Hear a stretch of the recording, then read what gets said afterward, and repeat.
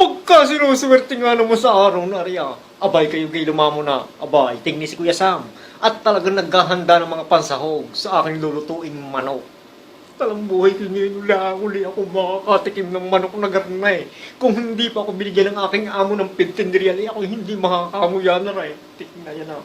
Kaya naman dali-dali ako nagsugo sa aking kaibigang Indiano din eh. Ako may kaibigan din ng Indiano, talaga naman bibigyan ko lang ng sigarilyo, ay yagyag na papuntang pundahan at bibili ng manok.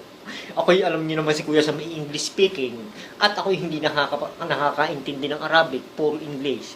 Kaya yun naman yung Indiano, hindi naman nakakaunawa ng English iyon. Kaya sign language ang aking ibinanat para lang makasugo.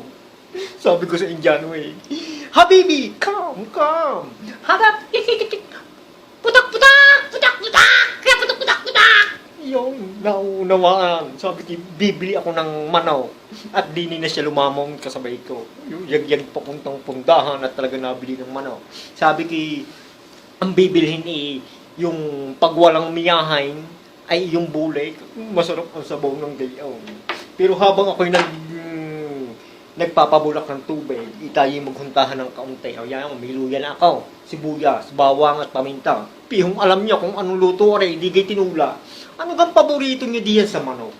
Ang paborito ni Kuya Sam diyan sa manok, pag ako'y nagluluto ng gayaan, ay yung puwel. Ang pagkasarap na manguyain talaga ng puwel na yun ay. Na yan ay malasang malasa. Kanya-kanya tayong hilig eh. Kung aling parte sa manok ang magara, abay akay puwel. Talaga namang magkakatabigan pag ako'y inigawan sa puwel. Kaya naman, napapansin niyo ba yung aking mga ipinopost, ang aking mga isinishare sa video, na talaga namang ating mga kababayan, lalo lang diyan sa Kuwait, talaga namang nakakaawa na eh. Kaya doon sa mga nag-a-apply diyan, baka naman kayo to apply eh, hindi po basta-basta ang buhay din sa abroad. Kita niyo si Kuya Sam, ngayon lang ang makakahuya ng manok kung wala pang naawang nagbigay. Kaya sa aking mga kahunto diyan nag-a-apply, abay gagaling-galing eh. Ang pag-iisip, isipin nyo inyong maiiwan diyan sa pamilya, isipin nyo kung anong mangyayari sa buhay nyo din eh. Dahil di kakapiranggot ang kita, ay kung kayo sasalanta pa ang pamilya, ay naku po, Diyos ko po Rude, huwag naman sana. Sa aking mga kahunto diyan nag-a-apply, yung pagkadaming bansang aring puntahan. Kaya kayo ay mag-iisip muna bago kayo. Yung, may nakatok na. Tikna, yan ang aking manok inaandinin ng piyaw. Diyos ko po, Rude.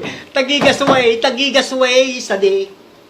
Teka muna mga kahuntahan. Maputo lang ating huntahan. Kukuhanin ko lang ang aking pabiling manok.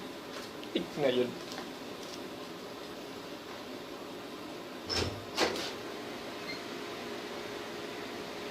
Hahay!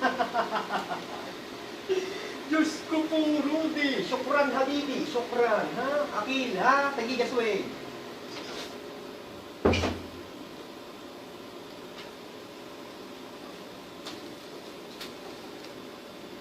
Oh, Diyos ko po, Rudy. Talaga nga naman na pag-ibang lahi nga naman. Diyos ko po, Rudy. Talagang naudlot pa rin niya eh, mga kahunta. Hindi pa rin naman kami nagkakaunawaan naman ng Indianong iyon na eh. Agad yagyag na, hindi pa rin naman pala nauunawaan ng aking isinusubong iyon na eh. Tignan yun naman na. Mga kahunta, ang aking 15 real ay nabawasan lang ng 2 real. Diyos ko puro day. Tingnan yung binili ng hudiyong Indianong iyon. Aw! Saan ko kahanapin ang puwil din eh? Tignan mga yan, Diyos ko po, Rudy ah. Ay tama naman nga't bulik ang nabili. Chicken nga. Abay, may kalapati kang garna eh. Tignan mga yan, Diyos ko po namang Indiano naman na yun na. Akala ko'y makakanguyan ako ng manok ngayon. Tignan yan. Sayang lang aking mga pansahog na ginayat na aray. Oh, Diyos ko po, Rudy. Mga kahunta, yan ang hirap ng buhay ng OFW. Hey, tignan yan na.